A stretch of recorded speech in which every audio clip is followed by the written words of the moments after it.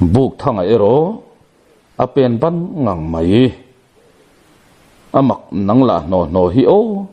mel ma tur ni ila iko chakle to don te lul nen tin chungsang chuanan pot deuh sala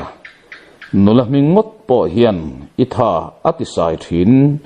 ka hretlatani nang pui hi ti pa ro hluan ron nam ve tak dota zong lo thei lo na wanga pen zui ve zel bokin chungsang chuan lu ka pui ka in on nei zui langa in chung lama tang chuan ongai no be a ola tinau chop mia lo lunglai lu ngai mai le adong song tu ta na dar lai ri ang maya moi chuan lo chonin chungsang chu apet lut zui ta thuaya tlangwal tle makum lamala naw deu som chuang ma tur hi an lo thu far to chu lo ni in oi u chungsang atela nirang chuan in ron loi tum na in haite ni em lo mo kher toy lam muala ni hau lawani o tia zai mo in lo chona alo lom fiam na chu chungsang chuan a khaya ani chia hi kan ron pen lut lak lo to si nen eng po ni selang mongi hung ve sa soi phot mai la tia chang ngal varin deng ruma buk thanga le ro hlu te pon ron pen lut zui khola thangwal lo leng ma sa te ro an khodai ngul te an ron lut ta khup mai chu zum tak me thim lam chu thuai in reipo an thut man ma in chuan lam siamin an chuak ta phewa ro hlu chuan an au deuh lung in o khai ngating e in chua tak zung mai tin an au ding don tak nghial na nga ding tur ro anom zui to lem lo denga ilo in ti se khum le to ni em lo mo tia ro hlu nui huk chu denga chuan chang ta nge ati lem hlei lawa chungsang chuan hoi zai kha mai ling min chuan te khai nangram anu ngat ei phai ni khamo ati ta lom le zai la nulanau pang ton fiat langa lo tak mai ani boka oi u chungsang hi engtin ngei siat man bi ka ubuk isilem ni ati tlang tamai buk thanga meu por nui chuak khokin e khai bui chia chu lai lawin ain puang der mai kati keini ai na pha pui te meu pon ramar nu kher zong kan chuin kan per khal man ngai mi lawania asadu ber ipura angat chat mai siemo tia chungsang chun zom na chu ni e oi azia lo takani ubu ka hilo ngoi rangin lo da ma se atui viau boxia tia nui har lai chuan ro hlu chu nui kur chung hoi kwalin vai bel chu paktal tala zai bu ka te chu a om nuam lo fe thei lovin kan liam san kha ni si ai lo kan thau nek chu ni si nang ni hi in lo in tiam rualin ani hi lo na der mai te hi ni lo mo tina dop fiam ta zai chuan oi iti o mang lo maya adam sam lo rengalo awak har vel mai nen kanin tong pal ve mai ani kanin thurwa sami alo tiro ubu tin buk thangan mel ha buk thangan izak lak lo to la chu banglam hoya khi sukin chuta aronin sum deuh hlekin zai an zona piang khachang ma ta chemo isoi lo pui an soi tir vek don chenia ati lain ro hlu chuan zai koi nei thale mai kha ka u fanu ilo petel vele nga la mi panau pang holaka ilo chan le nga la ni oma chem teipon angai san na sat mai che kha o asoi danin laltunu ro moi kha selana vela sang luani khan awachana anin bakkai zui ta ni ome chuti lai tak chuan uzai alo tlan chuaka sela chu anam le top maya sang luani kha adin lia maka kanawani hi voi khat ma lo ti to su i lo hau le ni chuan ubu ka hrilanga ka fel tir nge yang che ani chu pasal tha huai sen tak kan khu a po huai sen ber tin an hau mai ani kha a koila sang hlo ni than tirin keinin kan thlang vele bok vek boka ka chan zel tong chu ti hial la sin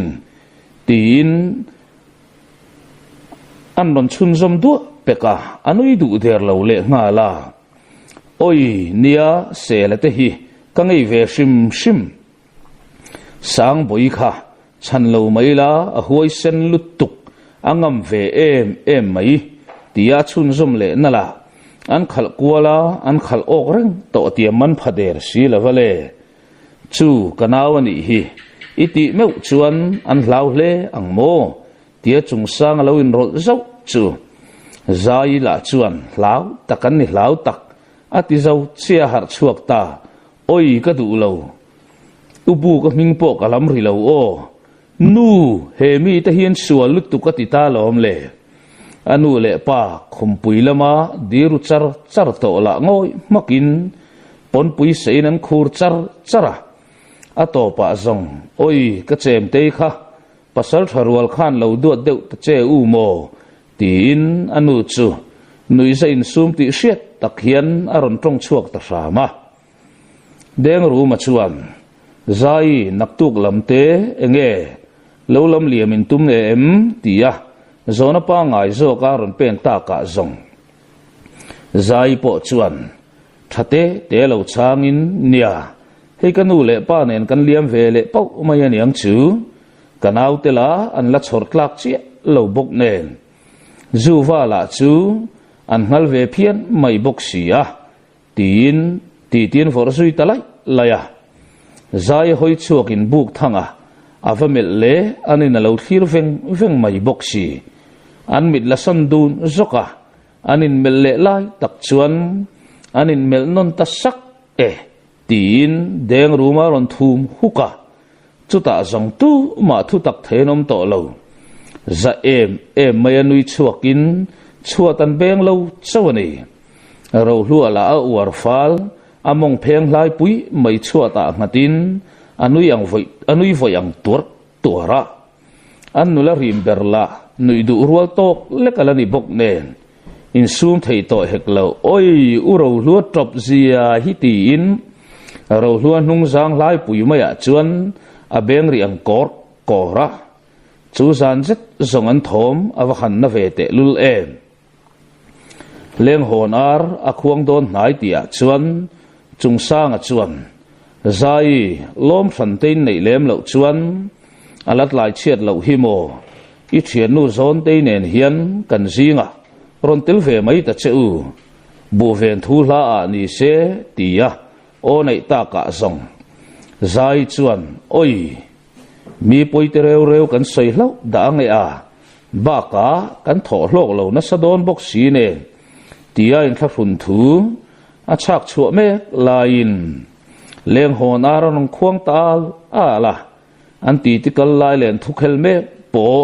aron po cha sakhi ni bel ta zoka chung sang a chuan eng po ni silang sei thui du ngai lovin ko chua lama in nga kan ti don nia zai te thian dun zong ke hian karon som thamai don nia atum khat nan zai in lo lam kan pan phot mai don nia tia han hial boy le na man po to lova pen chua chu rual nga lin o la leng ve u la mole ala ma lom ar te zong an du huna khwan thin an ningai tia zai chel der na chu nui pui hamin buk thanga pen chok na nung berle zai moi chu anin tai trek saka buk thanga pon naktuk chi o ati thum ve ta data zai te mual an pel fela an ding khom zet zong ram re chu ni se an thom awa khan na don em chu zanang renga buk thanga le zai moi hel hol zan chu aum to kher lawang hel hol zan an mangin an mun hunan hel all hi ni bera kamulo ti don se tlem chu do tan soima na le amai ro zong an mutlem du nangyang mai ma taka tho chuakin in lam an panding nal hloma chung sang ala chuan buk thanga in pan lam pan nal mai chu zui thuain ina chuan an loi rual reng mai boka lian veli lo tho to chu belum lam thuain lian vel voina tang chuan thian thar inei to don nia o tin buk thanga soi hre ruk ber chu aron soi sakta zunga buk thanga po thodeu huain an rel zui ta soka ralian to na berla aphur rutat mai tu mel mu hlan ka ngak lelte mai ni o ati tran der to maya buk thanga po ki suka zig moi chuan o lo manin som felve chawa tia lo tuini zatin an fopatan zai moi hi an iai lutuk lavani ti anu le pa trong kama chuan buk thanga pona chiang ngal ema chuti rualin zai moi te chung kwa hian ama buk thanga hi an du ve re ngangem zai moi po hian alama hoi tak zetangem chu zong tu main lidum kuk mai hi an pen lu zet lo chona thuk lam chung chang an hrelo ngai si lo tuk dang ang boka tuk thuan an kil bial le lai chuan lian veli bok bon bai anui na hop tur chu a wak tapap mai aka hupin kati pal kapum pai nuam zan lo dewani tin thuphan choi pa zawa hop non le kat ngat tuma akun thale chu ti theidang ani talawaniang a thau chuak ta thara ra lian to na pek chuan na kala thok thei ve viau kati khamo phu takin ron ti tapeka athi hul ain tran to angai kha na walo ken le don wanga lo ni reng si lian veli le buk thanga mai ni lo sang hluani nen lam an phur ngal em maya ron piang chuak ngal mai turang maya boi phili ngal chungin zik moyero azak ru dewani a chang tu turla than thi nei tan me to ani bok si nen a sin deu trana ralian to na chuan an fa ta fiat lo lai chuan zakma che kan la risel thadun le ti lan na ni khamo fanu nge fa pa ni ang o antivang vanga adik ta ka soi chuan ralian to na hian fa pa hi ot ve ngoya ma se a o thu hi ala soi lang ngai map lo apiang mai hi a tha ati thei tlat zel buk thanga te u naw po ka lawa in siam pe thuain kot chua an moi le wang to chung sanga denga ro hlu le thua moi te nu pa ten zai moi te thian du nan ron chom thak me lam chu lo hoi wangin lian veli chuan ka u chua hau suang che tin thanem ngai takina u chu lo fui ve sapa chemte ngot thi na che ti deuh hluk chunga din chua chu buk thanga chuan a ruala lian veli chuan melin nangin nupui inei ma chu min frek reng don ti na ni maya tin an nui hara mai maya pasal nei rual poila ni lo ka chhor fe vek phot don chetia in fiam borin an thian te lo hnai zel chu lom turin an lo ding chuak zui thuaya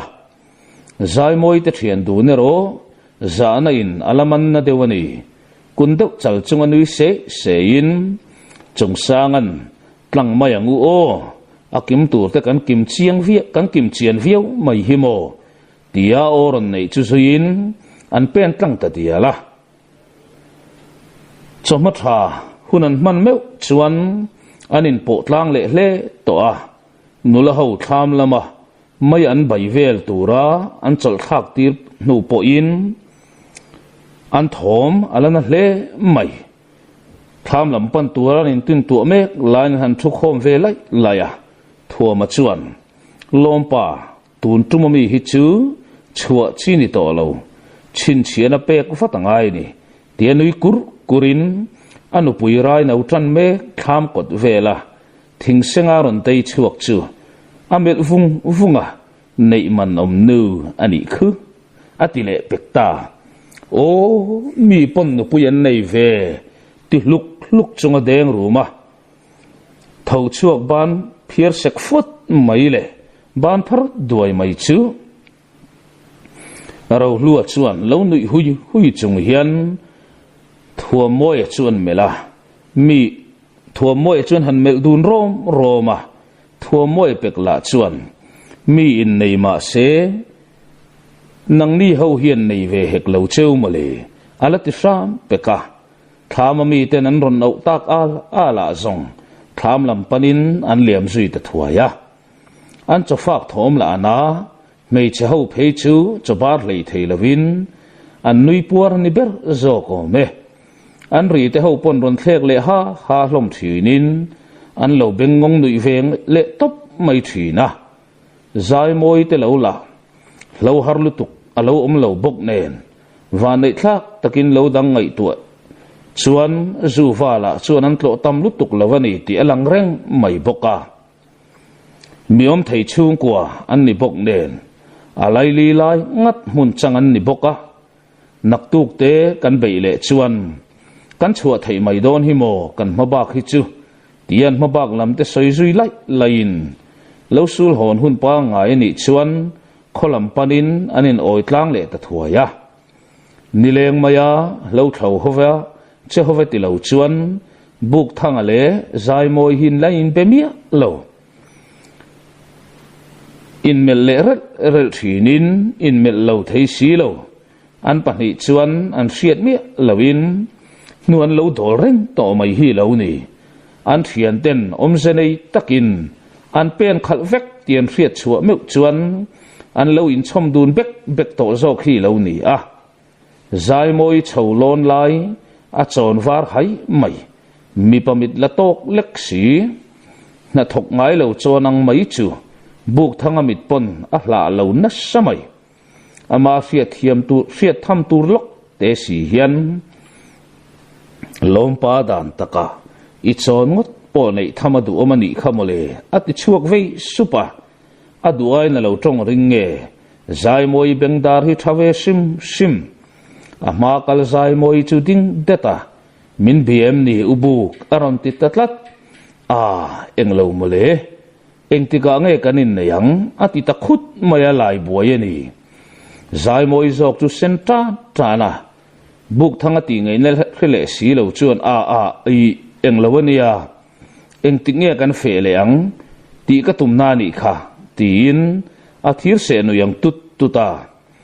zai moi chu hoi zaka ma mi zok kha chan che ka tumania ma sei to mani si lawa tia pen kalle dain buk thanga poi ti lutuk soile mai tu se to lo le seinun ngam to si lo chuan chungsa nga ko ta lom le chungsa nga ti ta lu maya chu au thom chuan chungsa nga te pen lai po din tir chain ka lau thonang nge in mo zai moi zo khian aswal masak nge la nga yang tin an nui ta hok hloma lim ta ka in chom ho zui zelin kholung do laman thut chol le det no chuan kho chung an dai lu ta buk thanga ta peng tu chu zon te zok chuan ubu zanin lam chu kan lo be se don cheu nia o tianui sang chunga khirin anin chei tui ta thwaya buk thanga nanin chunga pen lu chu arin lo tak mai le be se lo tak main apa po lo thu ve khura taya hanin sil thandai thuai la chungsa ate in lam kan pan don nia kha lam hlat tham taka tangin kholan dong mo mayani oma apu le anu ten min ron lam sa diam bok nen kalau ma kheng che ni ber zo ko me kan liam chorang don nia o tin o lo nei thuaya chungsa ate in an pan mek lai chuan to na chuan taya i thian pa pu te lama tangin lam kalan ron tir ni ber ina lang e i thian a hi apuin adam lai ni a chanu rui to awang le kamit kalamen velai nge hian ka munge duani ti in lam kala ron tir chot mai ni o me thu tamero zong kala phbi khau lova chung sanga pa ero a om to lo ti i fiat savek khamo upakhir tuala hian itel lova chung sanga pen chua tir mai hi a khe deuh nge ni don ni keima chau ni lavin kan pa fa in min ron lam tlat maya hei hian thilati chiang via vin ka sia iliam tela tu ta ni le in lam le lo lam zong ron ngai tu reng suang che ngai tuam kan ni hau lavania ipa hi kala tar siat lo zia tu kin lamai chian vek to khamo tin an pa fa chunan han nei dun kura karlawa chungsang ate in chu dailut ve ngalin upakhir tuala chuan alo hui thuaya ralian to na chuan lam kala ron pen te pathum tlang pui tlang wal te chu chik zet maya melin an ko chunga mi nen lam hian mu tlang veka tum ta moti mai turane an mit a te chiang takamelin an mel mai la chu zir chiang la sa em mai le nga la buk thanga po chungsanga kianga mong hungal chatin pasal faral lian to na chuan an khwal wal te chun mel kuala wala te upachung lian chu a chaw viau to in a tha tu te nen lam apan me in soi khan ka fiat dan chu ni a adik renga ma chu han soi chiang non le ta ulang mole tin on nei zui du ta an zinga phan chang deuh ber chuan ni e a tha tu te nen lam apan me ani kaliam mang e hian ka tu pa kha ka mudu ani ka fanukianga khan chute mai chu inron soidon nia ka nga em kan nu pa hian ka fanu kha ngain kan thlel loi ngoi ni ti min cha boke chu bak chu eng ma soye nei lo tin paralian to na zo na chun chang fel thaka chungsang anu lam an hoita thape zona ero paralian to na chun chungsang anu chu la zo du bik lem lo kata abu khum ngata kan thurong keng tu te hi in zaum le na nga thuman mo thak takani bok nen in hadam man ma in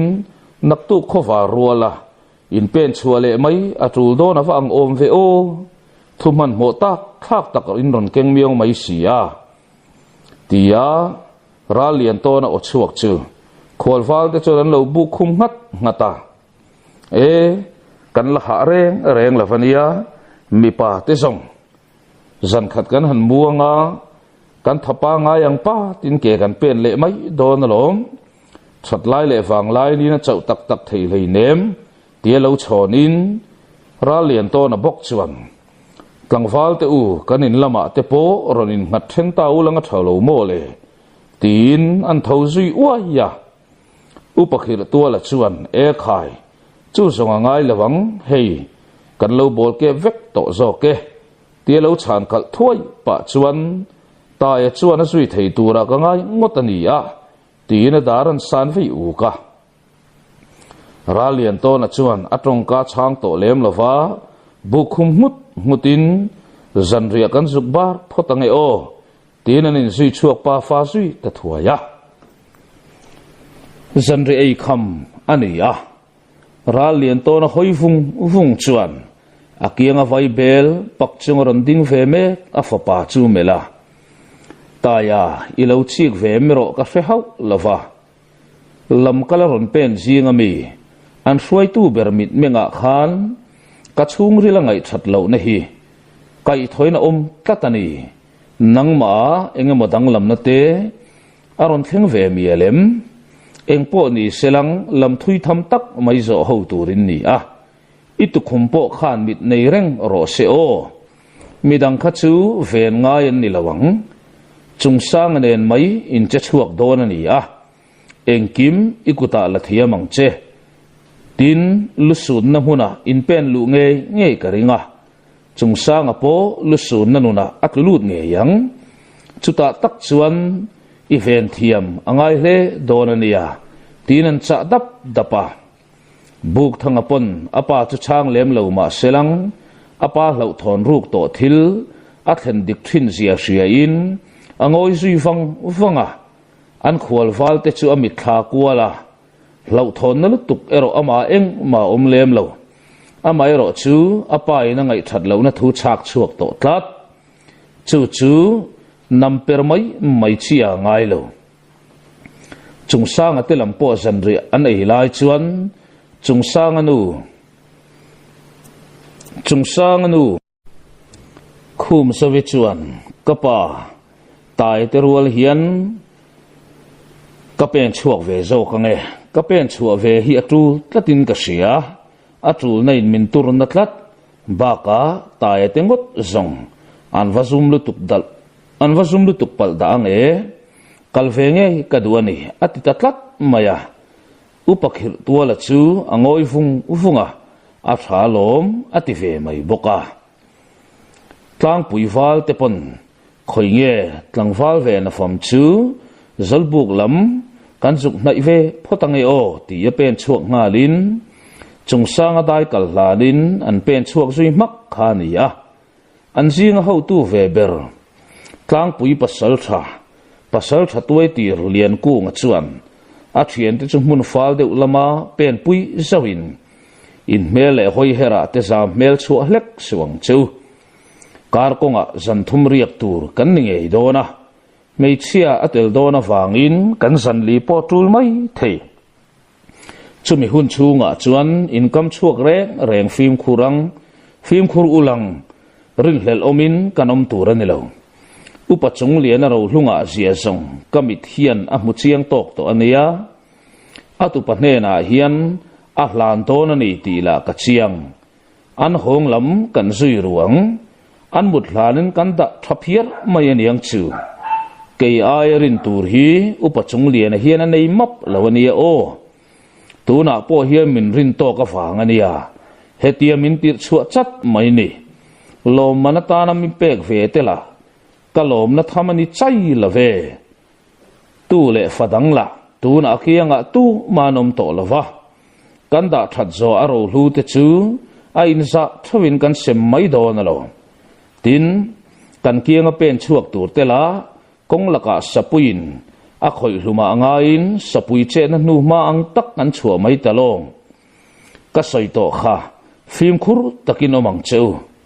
kha chungsanga thian pa ve berla kha akut le lam kha bulmat mai le nga la aron tel veng ti ka hlau ber pasal thani om takha aron pen tel ve don ni in alang lo tin pasal thara lian to na kalau ra fiat thin khan nge bokin ka sia an sei manga khan ra lian to na chuan samatha vek thin an ti khamo tin ra lian to na chungchang chun soi kai pa zawa lian ku nga te thian ho hian hetiang nga phur takaron pen chuala chan hin nei aro hluin an mi ta ti del tlanga lian ku nga hian naw te bi kho hi amin em pokani andem omngot love tlang pui khua hi khotom im le khopen le deuh mai hi ni rawa buk thanga te thian ho chin hian alo chi ave map lo nge ni don ni buk thanga le chungsanga chungchang hi lian ku nga te ho hian an hремap lo mai hi thil mak tak mai ani a tin buar pui khua hrim po hi aum na lain lo la reng lo a khesok te sil siat mangin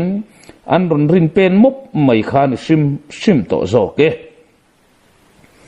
boina le har san na tok mop lawazan mang liamin ral lian to na ruam man angin khwan te fi ka bor pui khua chu an chua san zui ta voka aro hlu te pathumin an siat ve meu chuan hlate khua an thleng man dai to zui tumin ral thuam fam kim nen pasal thara lian to na tin an chuang kai ngat khani a mai ro chu ra lian to nan thiam tak maya thilom zia hril fia ta ka zong an phun nói duy ta lem hlei lova amai ro chu an lungzong a oi ru lo tlang a oi lo ru tlang khop mai heti lai hian beisei taka zan liam ta lama an khar tung met sek tu beisei na lian takkol tu zai moi po azin thau chu a thau zang lovin bia ka cha kom viau lo wang reng khop mai chuta fe kong so tura an liam mek lain buk thang ate sin chua thu ala khezui zan liam ta laman lang to lova tu na la ngoi rangin an lo sin chuak le mak mai bok si kara thu la thung mi lo ma se ari ru chuan alo in ti nei tu to hle ani ti lang tat maya eng ma soi lang lem lova an liam tai mai chu athina sain atum deuh bar bara zon te chon ruk te hian a kheu sanga oi lal thian in sum ve deuh te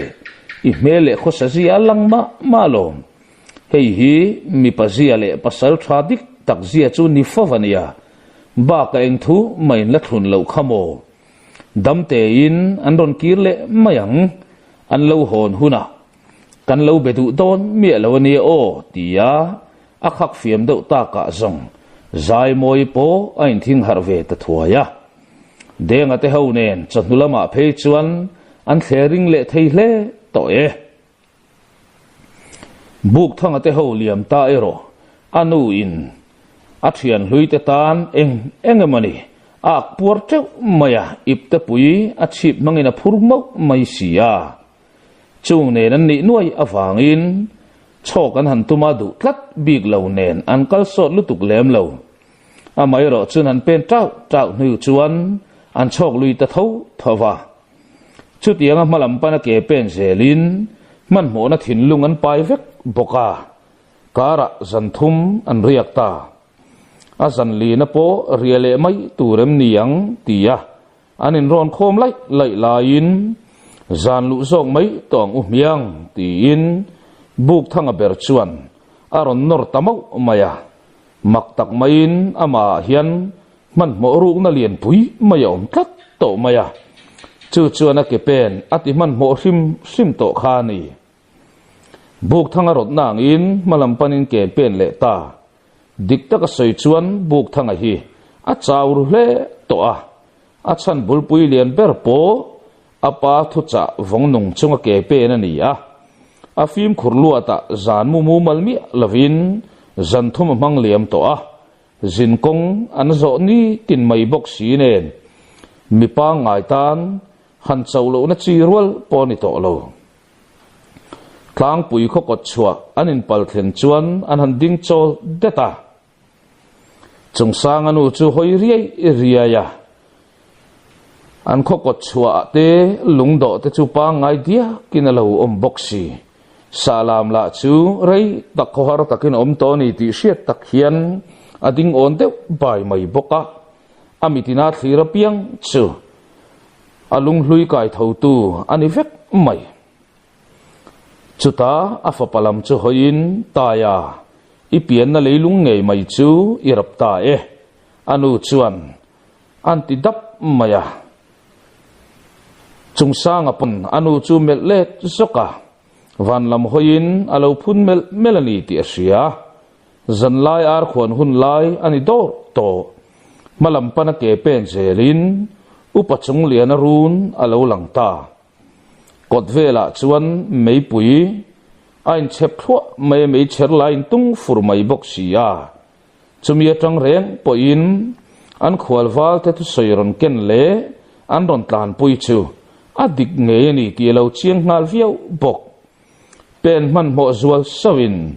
kot kai lo om te pon an ron mu thei ta lian ku nga chuan ma hruai zui thok thawa chung sang mel khomi pui ten anan mu chiang chu a mu chiang piang ten phun ngal mur mai ani reng la taka chung sang hian apa chun fu em maya apa lo hreto tu tan chuan hai chi rual ani lo lian ku nga hnung mayakal chung sang anu po khomi pui te chuan lo mu in an kok deuh sap sap hloma man mo taka pen lut ngalin khum pui lam an pan ngal chata upachung lian lam chia mel ngalin ama lo thlek na sefe fe te lam chung sang anu hian a hoi man to e lo khum pui lam chu nai chil ngalin kapa tia thut chil makin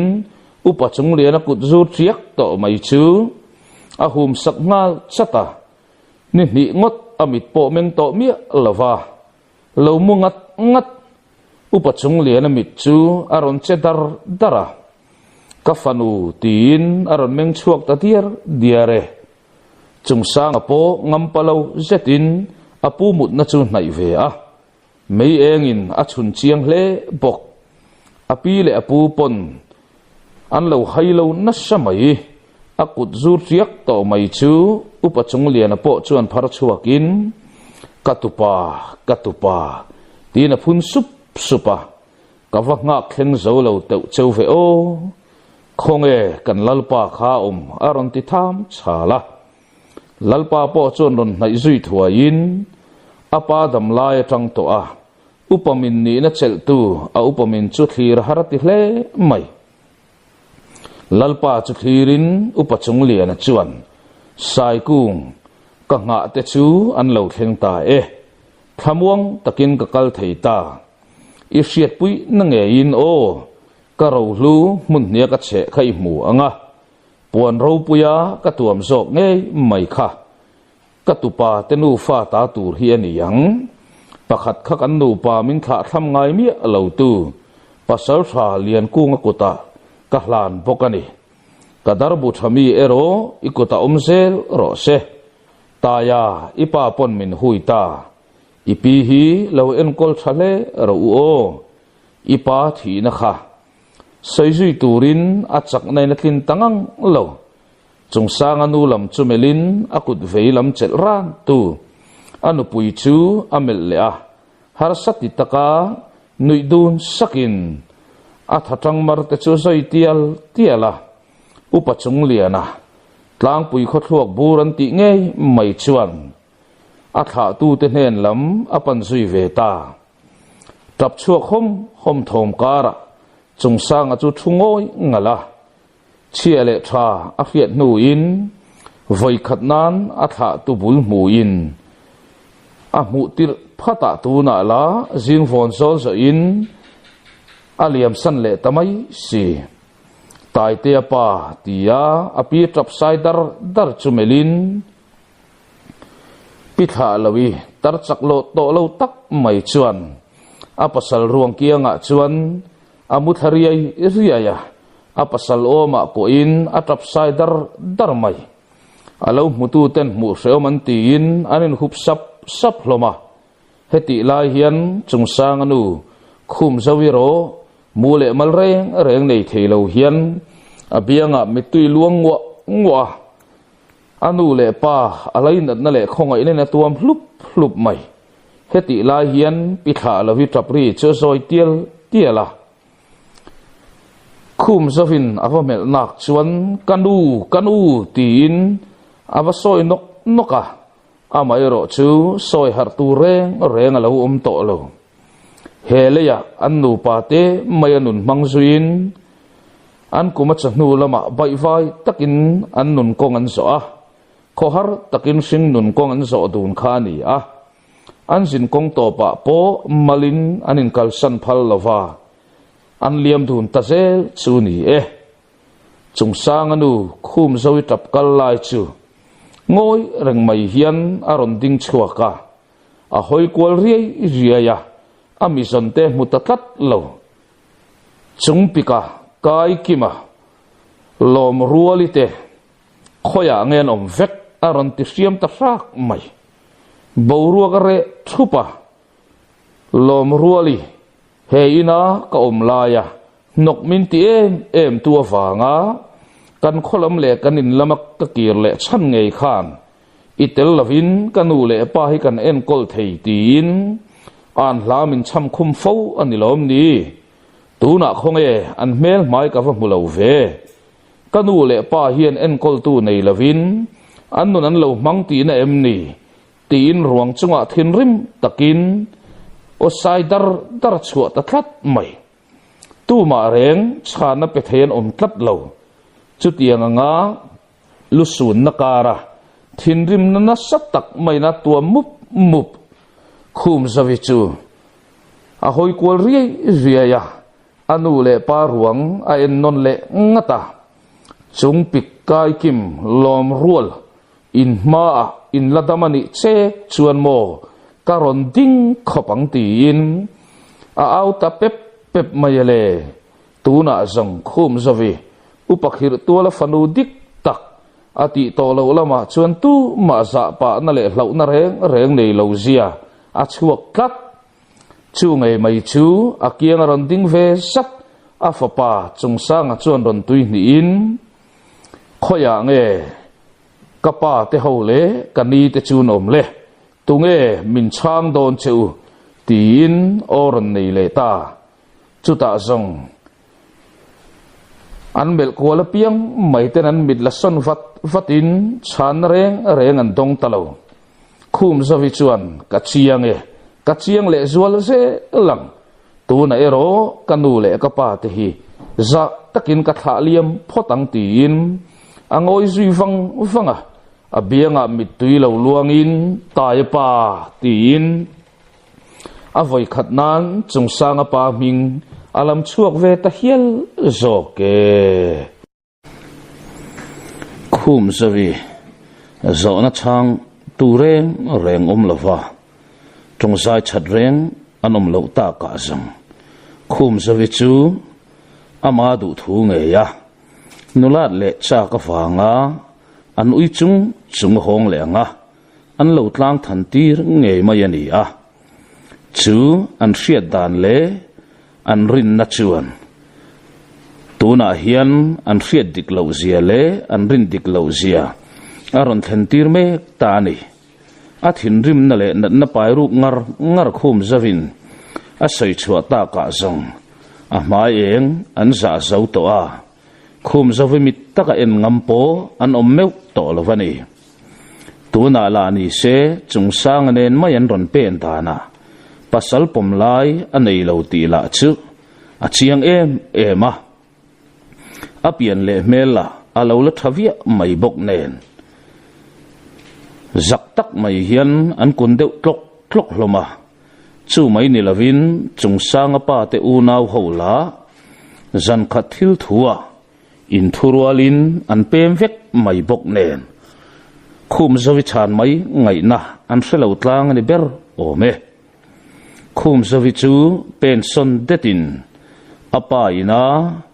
rohlu tam tak mai nu chia an kiang mai anda rohlu an fun khom chu apa ni chuan ava phel ngal mola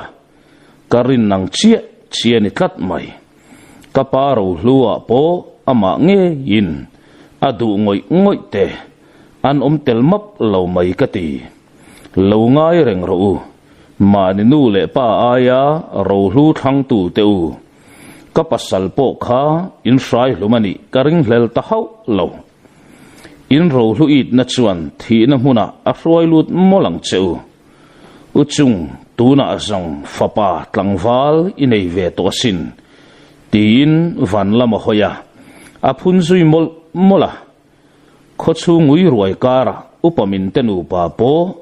atuk lama za taka thaliam ni in khum zawi ero alalung oi theingang lo kho in tin atlo kwal chuak veka chung pikate u nau holiam na lampo adapta ka zong a khe thei tamai renga heti lai hian buk thanga ero atong tui tam lem lo hle maya phim takameng deuh karin an nel vak lem lo hlom khop mai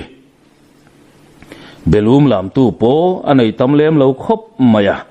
chu zong adu thu sam ani thong si chung sangala apu te hun nu nung mandanin adeu na deuh bok nen angoi ngal maya fiam sual la tak turani tlat apu te an su na tanga nililiam le meu chuan chungsang ate khum zawi te chuan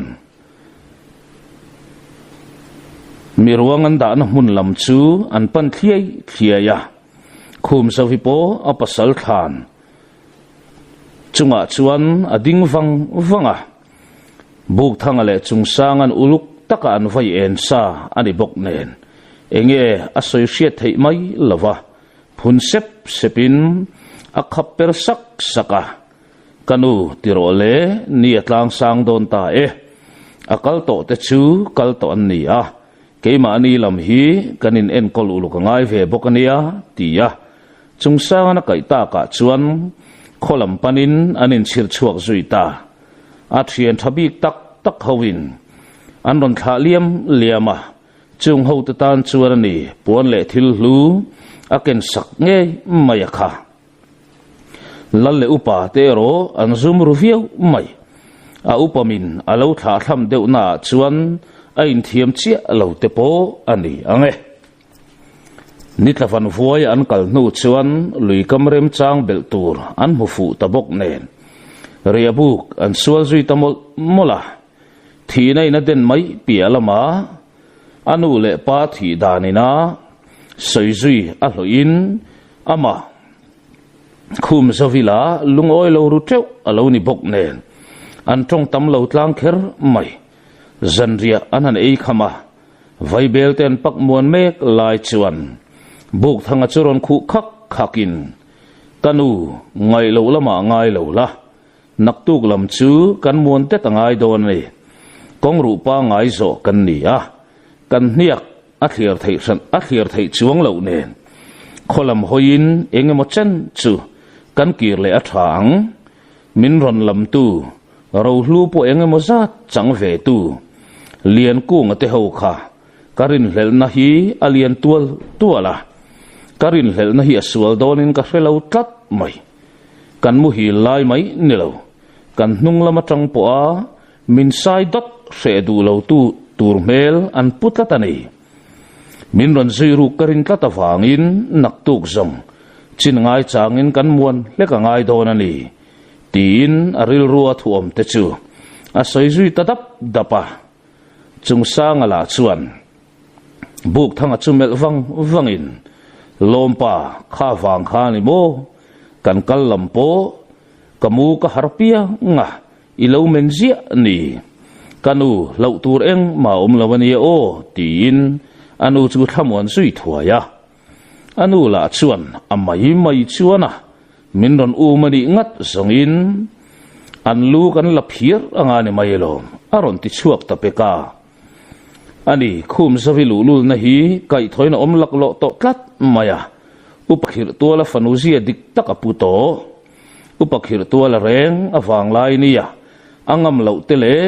anuai lama ngar lai po a anuai tang zok chung po a itlo mem ti chak thei kha ni tlat reng ani khum savi po chuan afapa te pani chu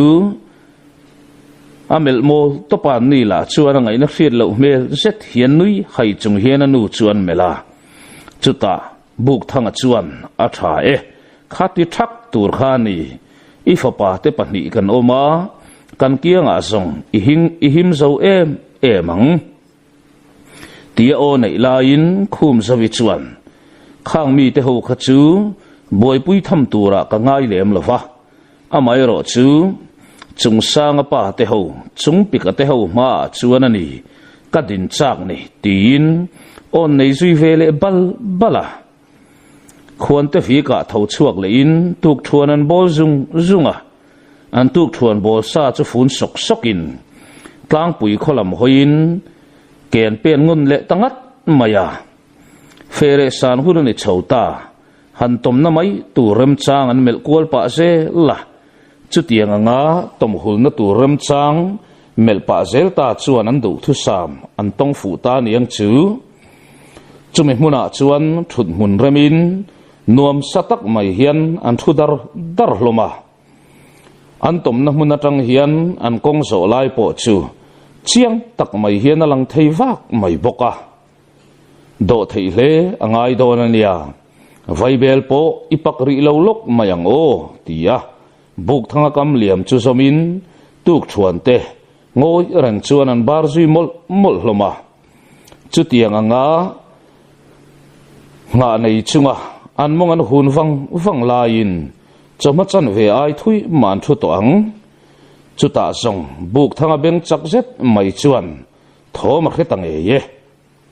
chu le thom zong ron nai tang e mai ya an ni ho kha an ni don nge yam ti zong ka khet chiang ho lo na nga an ni zong in an ron cha chuak ma ve viau in karing ani ti phun balin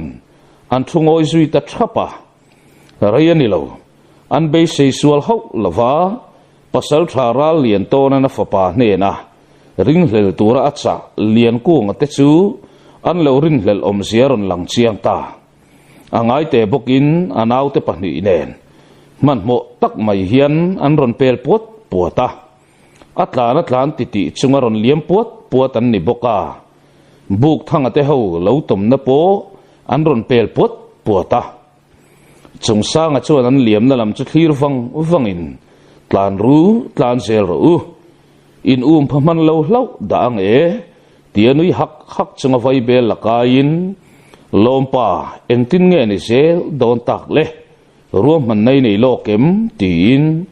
buk thanga chun melpa vata buk thanga chuan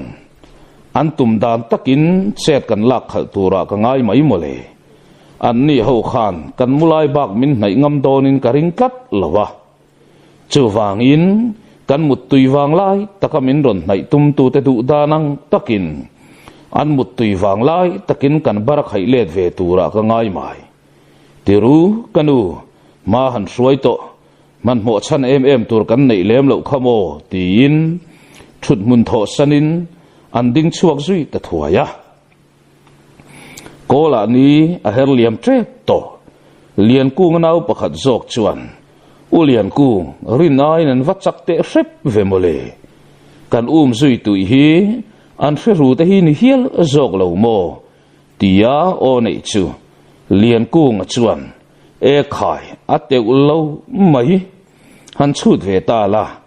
ni khat ngotin kan ain an pen ma khamo an zinga mei chom chun la ni selang thalai chak wang lai tak turala ni a nuvalai takala ni khamo naktuk zan chuan indu to kin khanu du ompui mai chunga khan in lon thei to nge yang tlangwal pani mai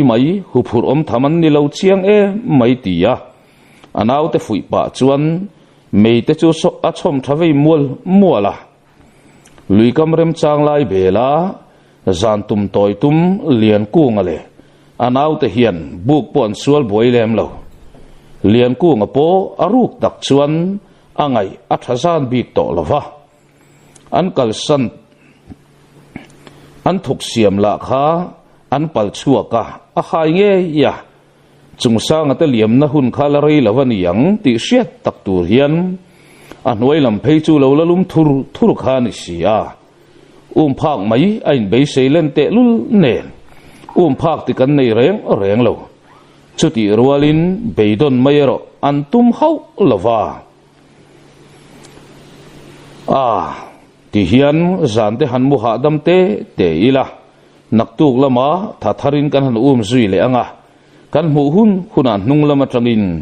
kan sai le top mai do na lon tin tongka che chua pa chuan zanria bar tu milen in bo sei zui ta thuaya an che man hol tuk lem lo nen lian ku ngate ho in zanrian bar kham meu chuan hun kal deuh dor to a an zanri ei kham thumuanga vai belan paktal tal lai chuan lian ku nga bok chuan ka soi to kha lotling tur chuan do thein hi kan nga hle angai thina nia nakzana zong pha in kan du kan hum to anga pikhum zawi chunga indu to kin in uchang pial klep bo san mai don alom le tia nui lui ve hukin mudlam mang o mabak lian takkan nei khamo tia o ti sang khai lui va in mudbu chu an kai pharasui ngal dera man mo taka ke pen chua kan nia mabak hlen tur lian pui mai nei chunga mu an ni na chungin an kal chau de ve deuh nge ni don ni thom an nei lo nga mai renga thoma re thato in leisik sam le savazan riak han rile da thin te uchang thom le tuitu han ram dut thom bak siat tur om tameu lo heti lai hian buk thanga te thian dun po che chua zai rel ve le ngal to in lian kung te thian ho tum le du thu sam titlol turin rul ngan tleng tluk zeta thom lian siam lo hian an che chuak zal zala khum zawila in heta tangtal hian ka lo thirang cheu ative tat mai bok nen thing phena afa te chevel mu pha in ading veizan maya buk thanga chuan tui tak maya lian kung te ho mutlar tham mai chumel kwal thuakin an ner soka lian kung lu chung maya silai lo tun ve wang mai chuban sakin an chem le feinen an vai mai chuan an ral thuam chun lak sak fai ta vek maya mong chang an mei che na lam chupanin na zet mai hian an tu apor zui hluai mai boka heti chung zong hian thom pon dim lu tuk to lem lo a mai ro chu lian kung ate ho chu an la har thei chuang reng lova makti tak hian an thlek dun le ha thin chung sang a chuan ram hrui wa chat thuain thom dim te hian an kere ka theu a thun zom ta dieta an mutui le aniang chu ti chung po chuan an la har tlat lo an vamak em ve o mut hluman tumamon le tia chung sang an changel na akianga om chu banin uluk tak mai hian an thlep cha te a an lungluk ham zinga pakhat chu thai chuakin changel na the cha lai tak mai chuan atuam loka man mo zeta pen puin lian kunga dul zona chuan ava ngat tapekalom le rei nga ngai lo kher mai natuar sati thom ron au chuak ngal chulin buk thanga te thiang dun an han nui ta tak takalom le lian kunga la chu tal na sa in azuang ter at mai bok sia rang tak mai hian anau te pani pon ron tho chuaka chuti lain an mi du ber le an mi zui te an mazo na ha adam mel takalo thu le lo nui bok te an han muthut mai zong an phuna satlangin an thuam chun han tum ngot hloma an kiang reng nga ral thuam lo to si lavale lian kungan asilai tun nalam an ban ngot chu bo ruak bak ban tura lo to bok si lo heti lai hian lian kungan autte pani lau mang ang chu in mel zokin an tlan taput maya ma se an kelam an lo ngai tu tel lavani chung sang khan an ke kha a thun som vek man sia lian kung nen lam an on tar roklom maya khum savi po adin na huna chon lo dir chara an wa khan che heng hong tak alo ti ve hial nia chung sang a chuan thin du lo chuan ti la in thi tho chukaringa nuam sataka thi in thangani chuan thate te khan omro ule tin rolan vin zui thaka chu vele lian kung chuan rum tak mayan paniaron melpa hian engwanga min ron beingot nge mo in ni chai chule kha chenin tan kan ron peng chuaka nangma ni wangin lam thui tak kan zo a tuna lem sa pel tura kan wak chuak he tianga nga mel ma be takamin ron beingot mai hi ka hriat thiam zong ani lo top mai tia bulatan mek line buk thanga chu nui chuak khoka atu ber hian mo kanu chunga masak ber tumta chewa tin amel kwalta chuta zet zong lian kung te ho chuan engkim buk thanga le chungsang ate hian an fevek ti man thiam ngalin seizui le mai tu phelo hian ngoyan chu rawa pasal tha tien chal ve tan chuan mo taka chet lak lo tu rasin min zui lai te khan in hnunga kan rengalo ma ni hnunga mi te malam hoya ngat zong phak har deuh mai sin ro pui le chung nun in chak luata in top na ni a thleng don ta ani hi in zinga khan mipa takamin ma chon ngamin omem hun tha ka peng chu an ti thum chaka chu vele pasal tha lian ku nga ber chuan alo zuam na samai chu ni in aron ter ngal at mai renga abei sei phak khau lovin hun than ne ya nga in ama tlangwal la upalem lo tak mai pahni te chu ol ai takatuk thluk theilo renga in ring lo tlang pui pasal tha lian ku nga kaninga ye ke hian chau chikimin ka chau che aron ti ta sak mai renga ka kutbul hi imong ko no nan ka man ngal lo lompa ama chem ngei mai kha han pete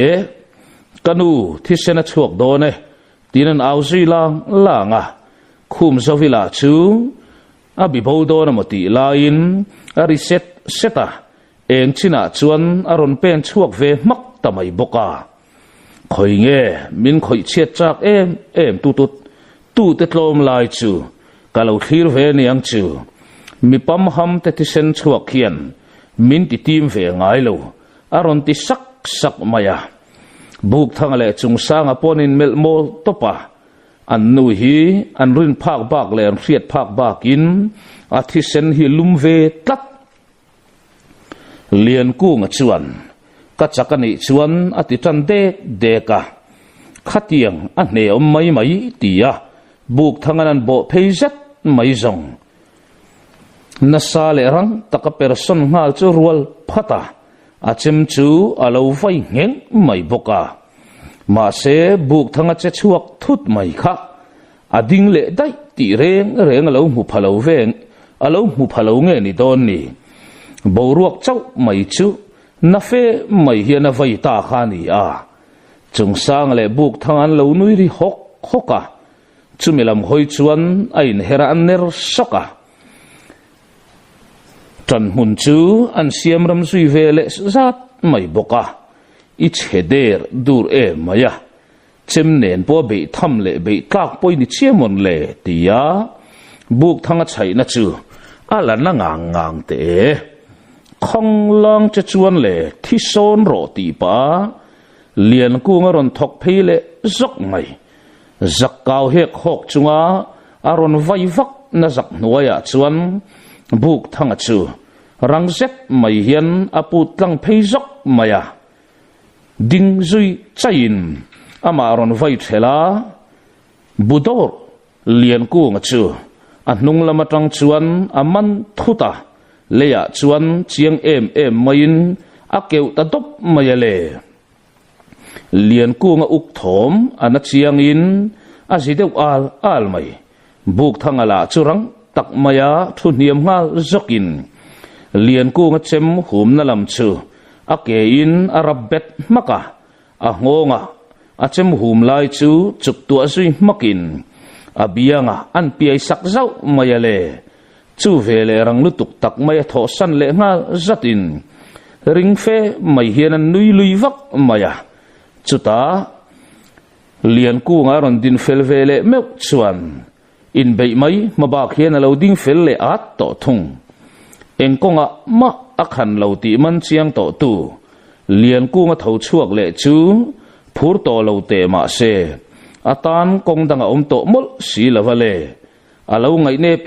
em ma chuan no pang ang lek ani tlat sia a theina zong som khom po ni selang chu tlangwal chu alaka chungnung ani ti ama nge pon mutang to si chung sang ala lo nui korin mu nom lo vele alo ti sek mai le nga la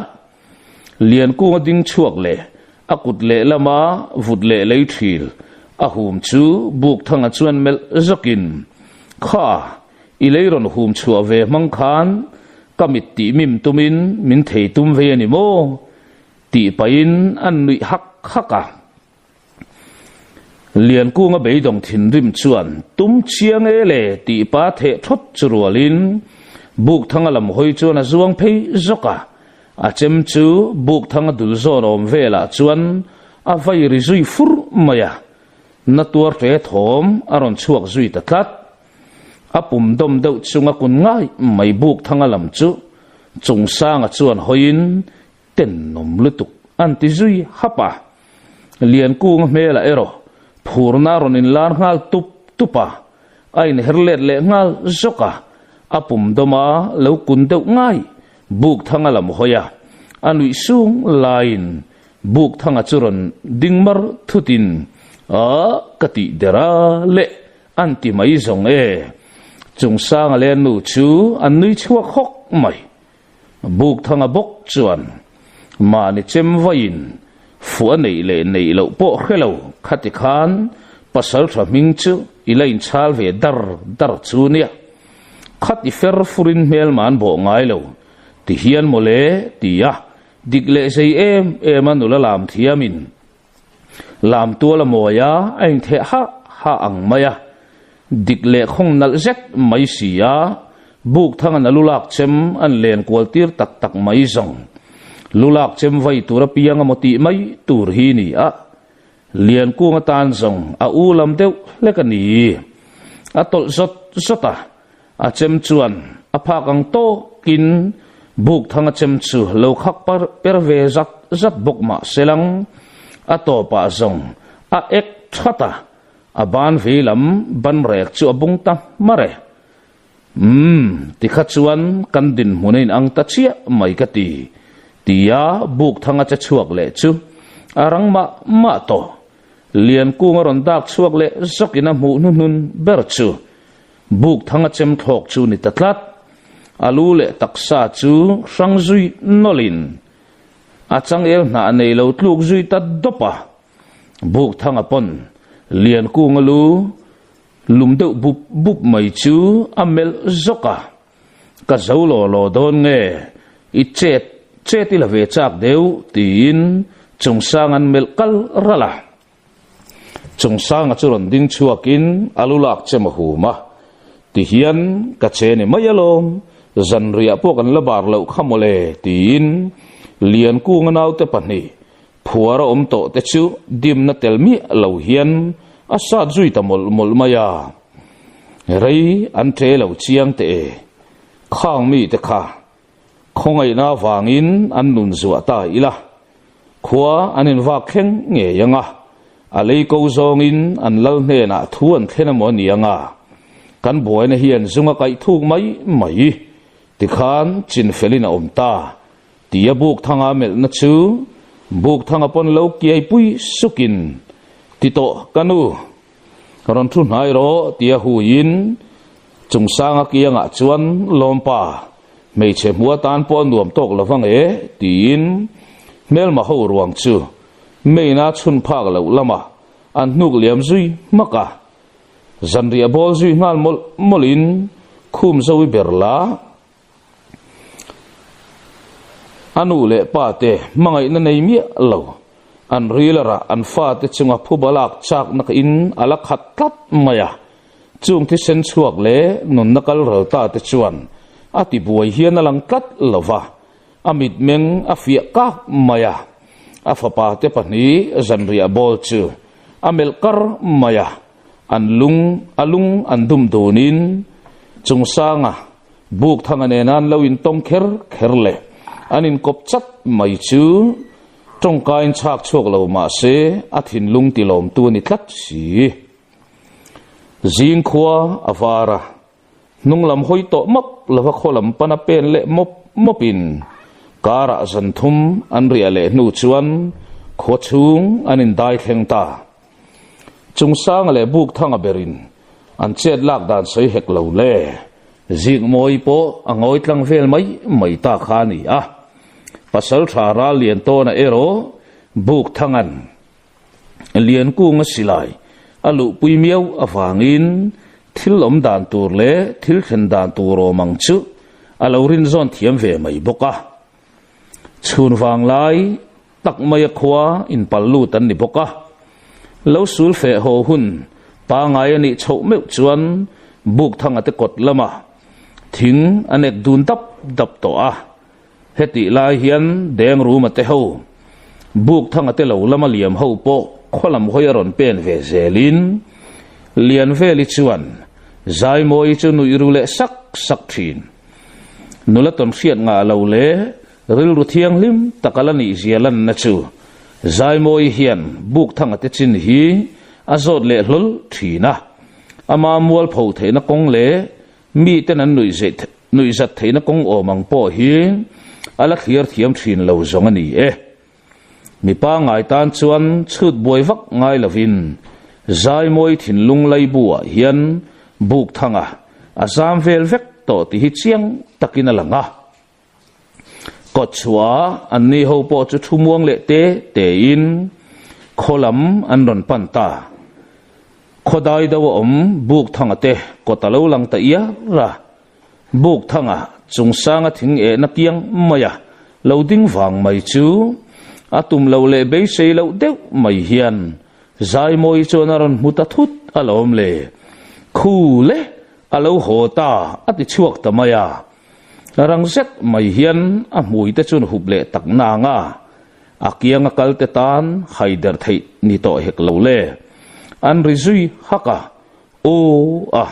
tu mo lo hota chu pahnian ni boxia tia tho moi ron nui hak chu zai moi zak lai boxi chuan sai za mi chu mela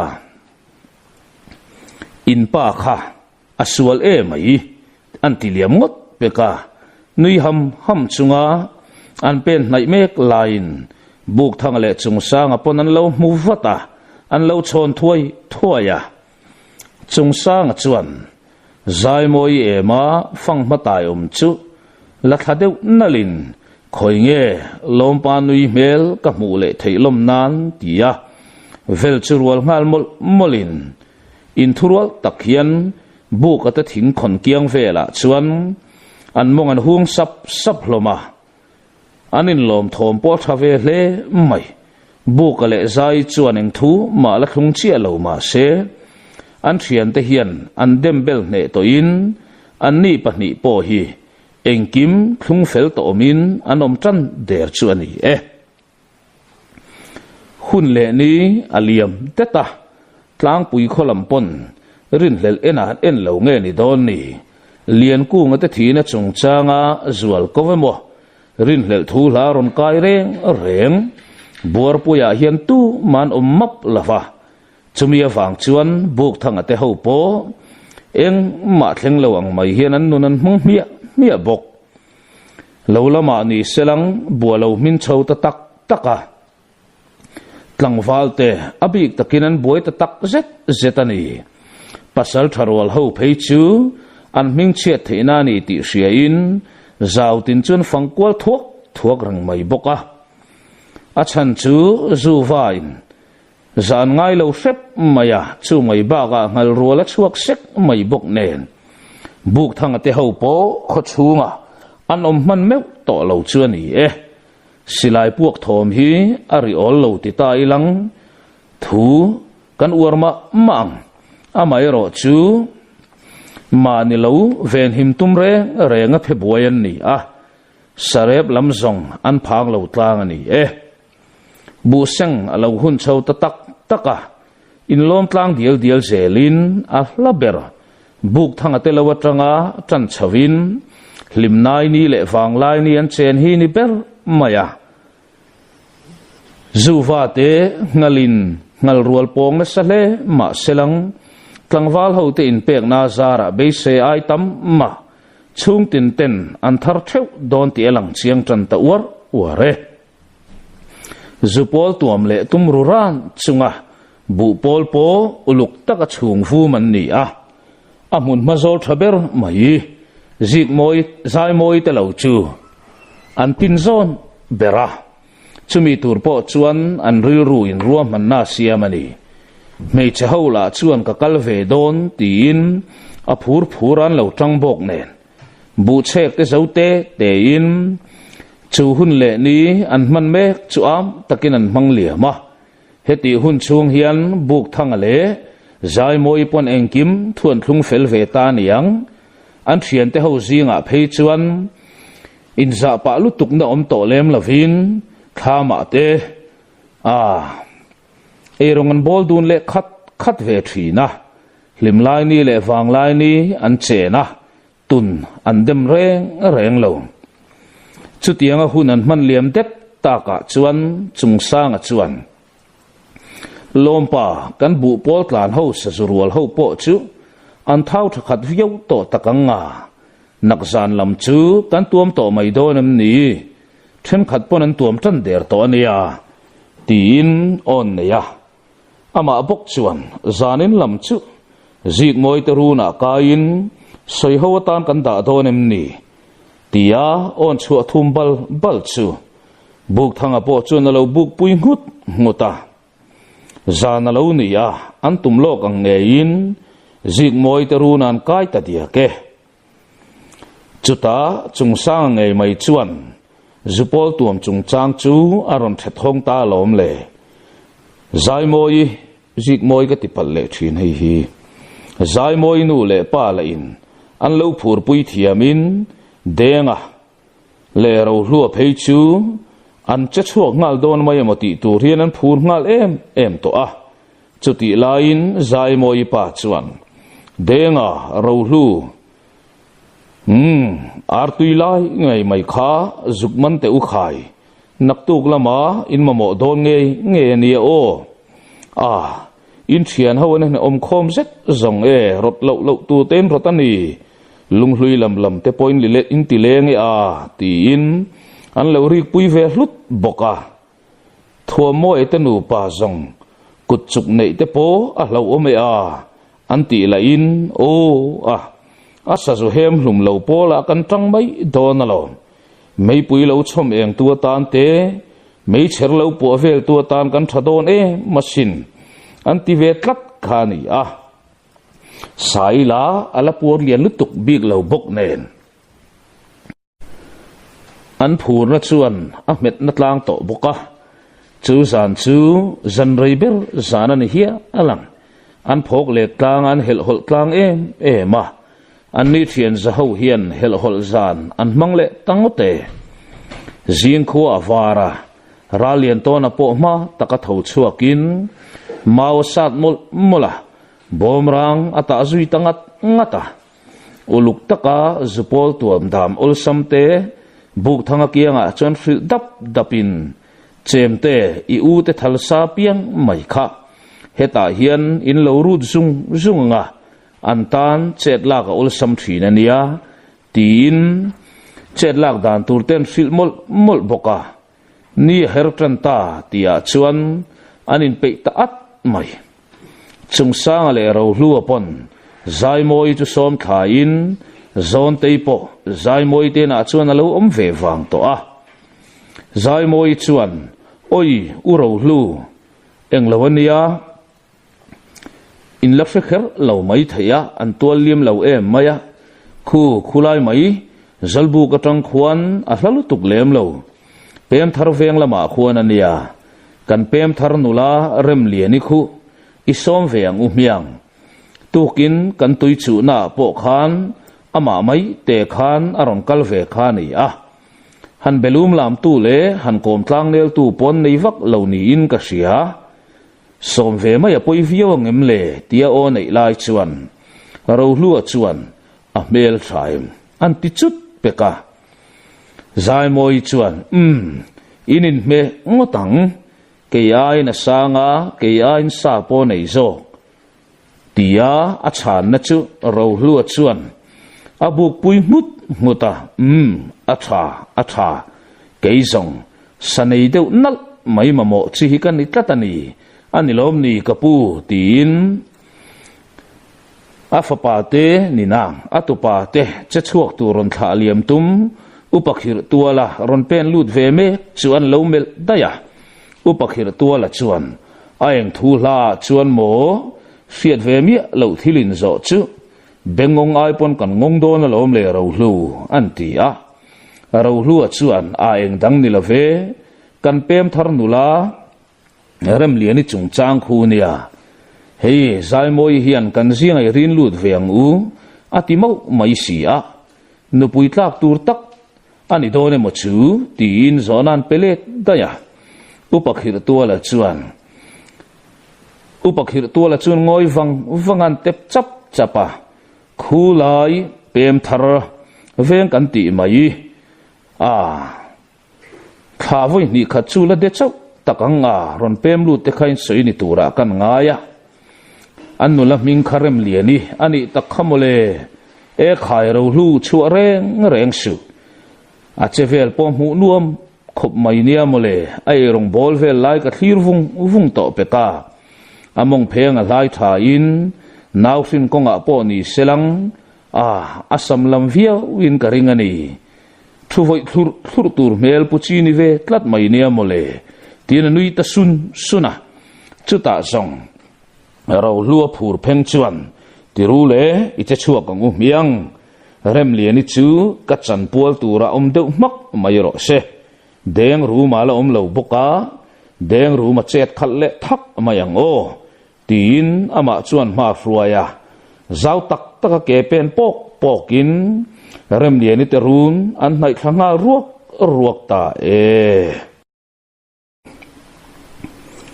thade tumni an man na tur chau alani awanga la hoi zau ngam lem lo rem liani te runa chuan ro hluate zai moi te ho chu an pen kai zui ta thama ama froi tu chung sang a chuan e khai kha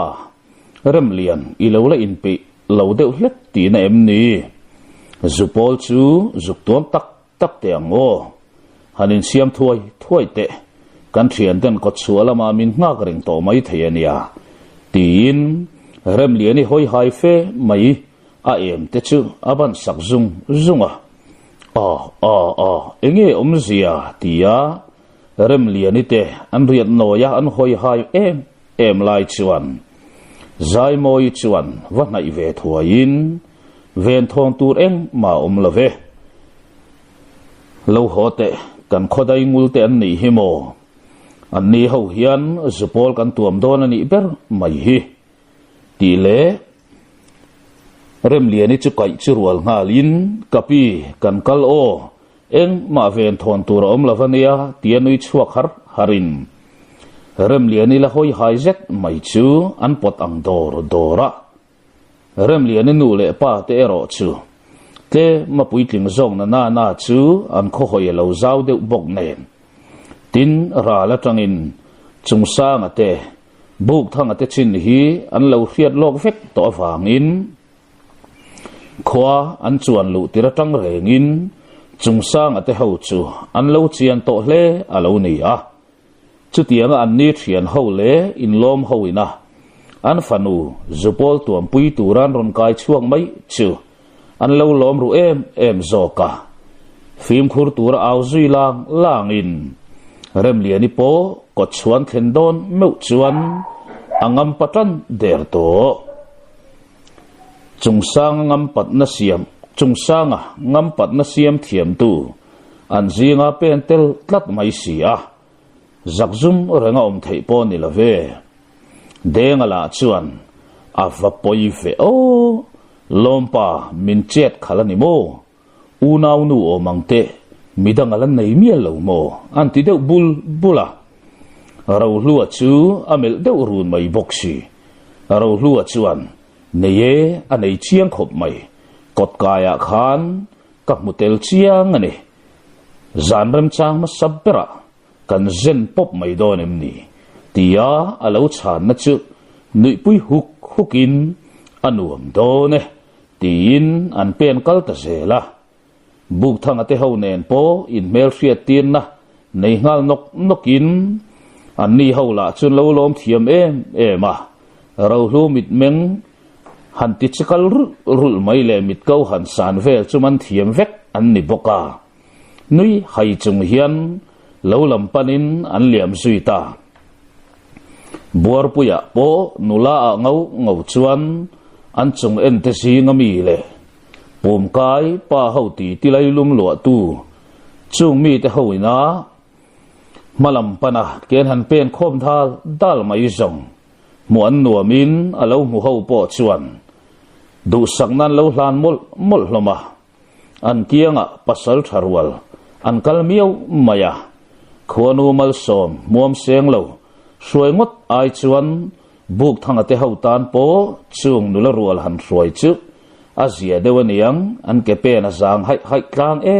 mai zai moi te tham in pal khleng thuain mi pahawero an boi ngal zara heti lai hian thua moi thung ei relin abuai zui chat mai bok sarep ak chuak an lo kher bok nen tin artui lai sa arai lai sa ngei mai anak chuak boka khaira mei chelamin an lo la khom zung boka ke mina tangra rong akai de uhlek to na nga alahang khat viau don ti riat khop mai thua moyan athiam zong tak so bol asiam le ngei do ne marcha arot uluk dana chuan achiang le to reng maya buk thang le chung sang achunin mel kal rala atui le don mange an han tilok ngota an bu pol chhun hum nuk mai na kiang vela chuan an han kal kwal thatan han bel chianga atam khatang heyan lu le chuan nu po ko phet phu talom le tia uluk tak maya maudap mga hung kwal zui molin malte thleng vel or chu an hung kwal tapup maya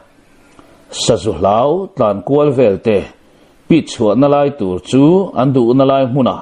an siam thapa tuna zong anin pe khatta khothim hakin zanria an bolron tapet an bolron ta ani hot maya an lian hlom khel khwal bok nen tham nging loi loya ro lua le deng ruma an nung thakan an hiat ngot mai te po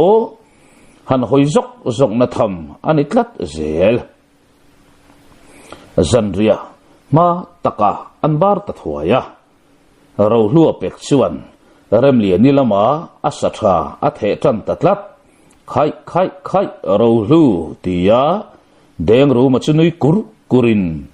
thua moi so bol siam la atui na samai boxi nen athak boxi an si hliam hloma zai moi thakti nar le biang center mai than tla hliam mai chu akiang thu buk thang chuan mel wangin kan cho me ai hian itui mel dai zong mai kati ati chuak ta pe kalom le chu kher zong ro hlua le deng ru malom to ka tling boka hu buk kholo iwa khan zakalo tak em o tia tham ban pui tham chung lamaron lor vuan chungan han soi zet zong mei che ho an tre thot maya rem liani pon an zia tu ro mang chu aman chiang to boka nola nui du mi takalo ni kher bok nen khiang ra tlang mai akhi sang renga zanria anan ei khama porat lak fel nan tia nitlak nalam khir thap chunga vai belan pak tat lai chuan an pi ara la chuan sakhi aron huk ta dam mayele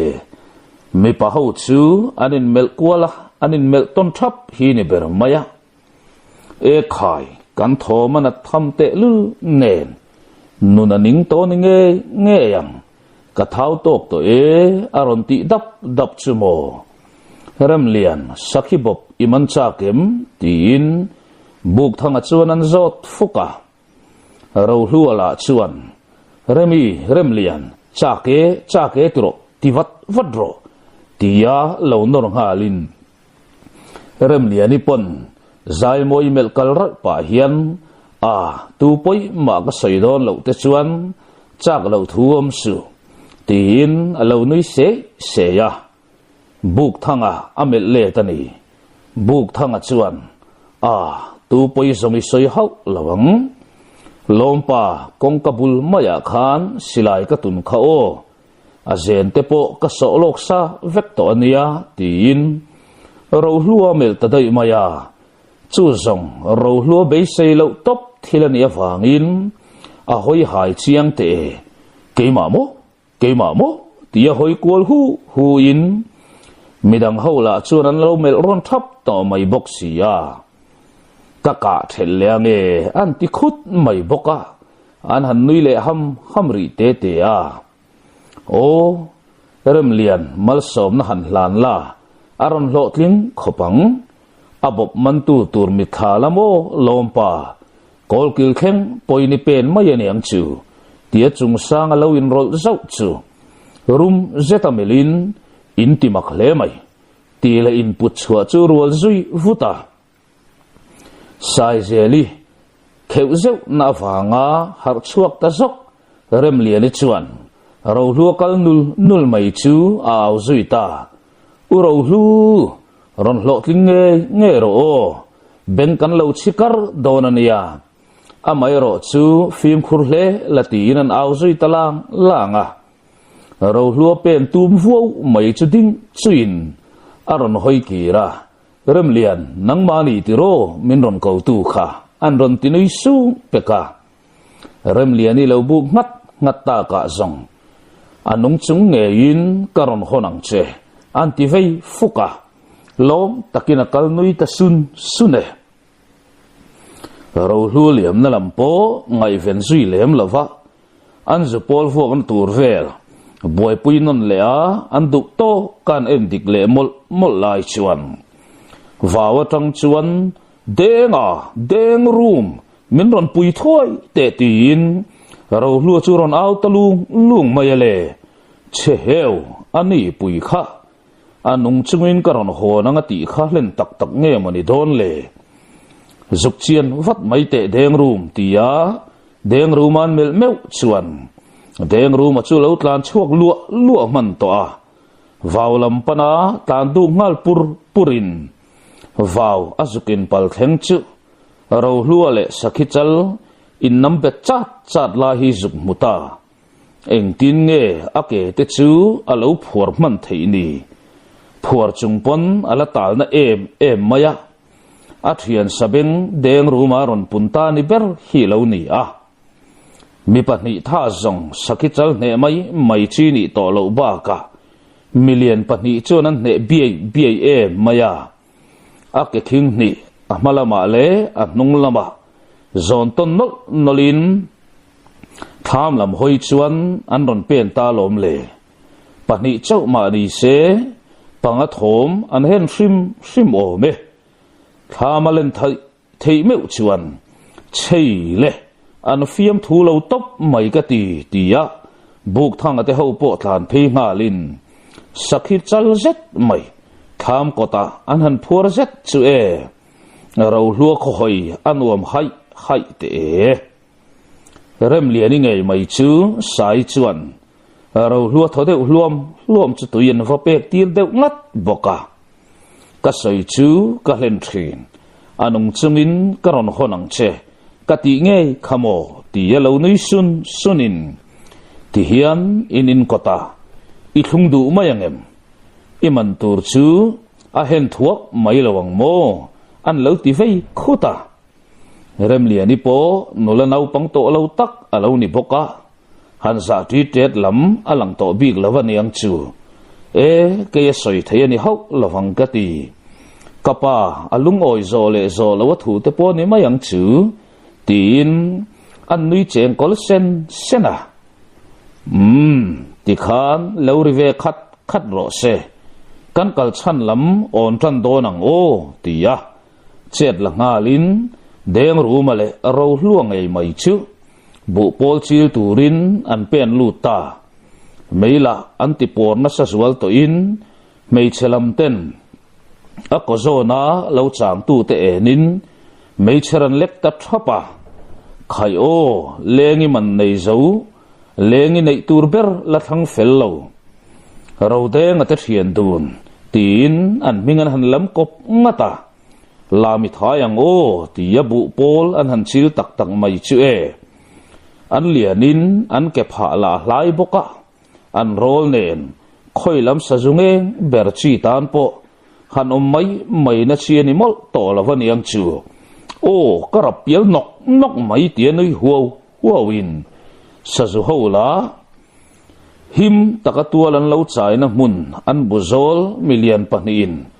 nuam chen nan an ron man ta ka zong e an tom imrei thei talavaniang chu himna zongaron ko chuak zok zokin dap mangin uluk tak mai hian an lo pingkual vek to bok si ne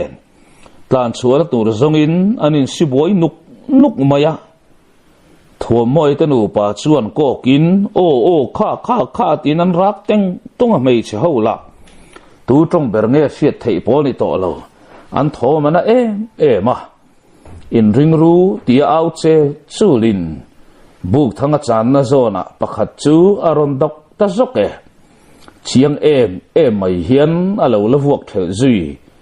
zai moi wa han khe ring tak chung sang tu zon te aron rita late chung sang zongin a khon thel ve tat lo ram liani chon mai chera la loka ro hlu denga khan ama in chil mai selang helaya kwa hi kan hona hi phelila ron chang ve te ti au chu chung chuan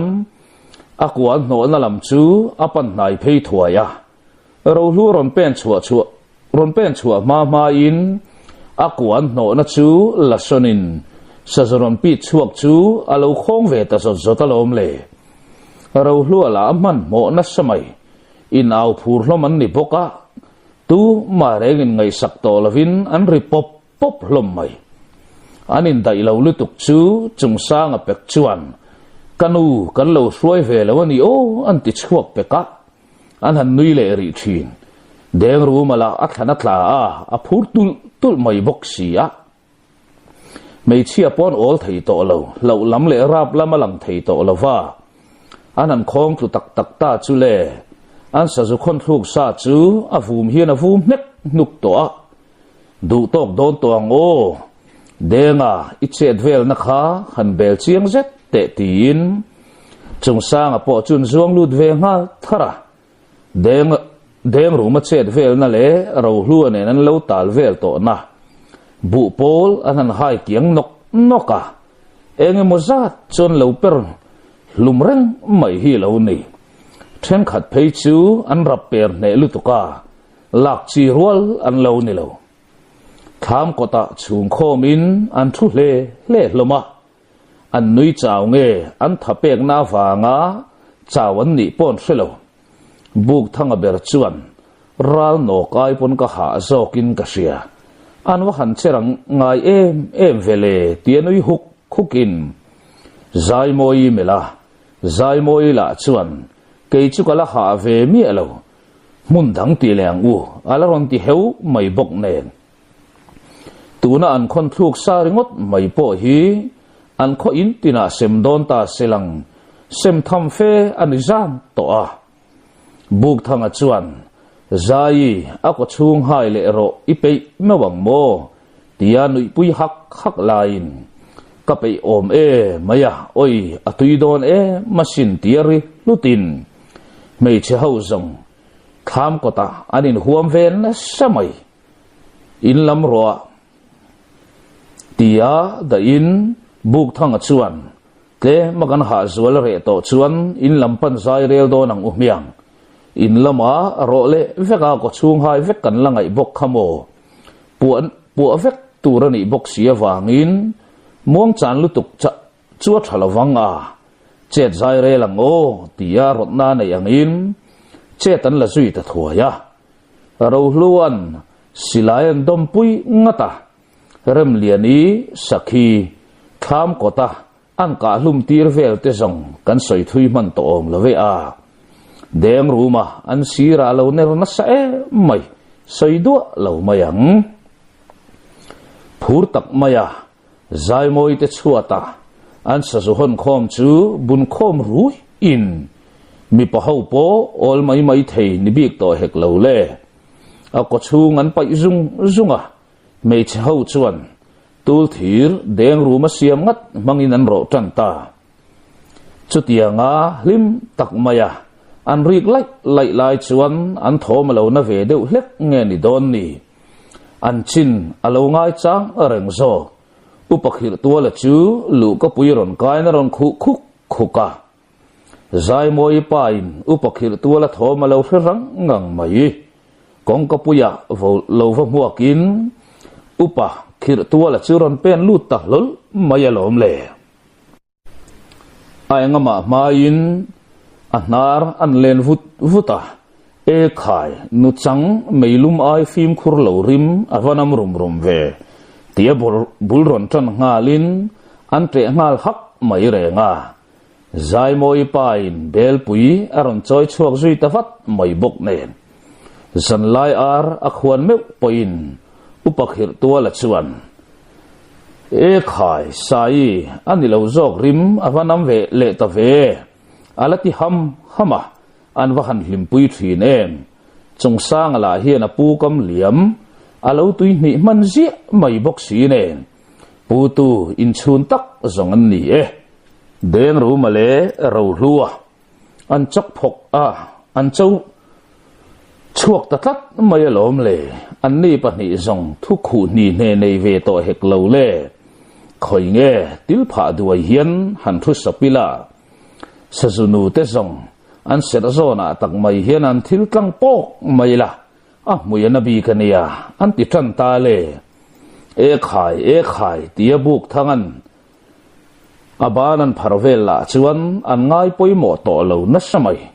chuta zong le mi pa hoin an ngam sang ta viau chuaning ta niang sai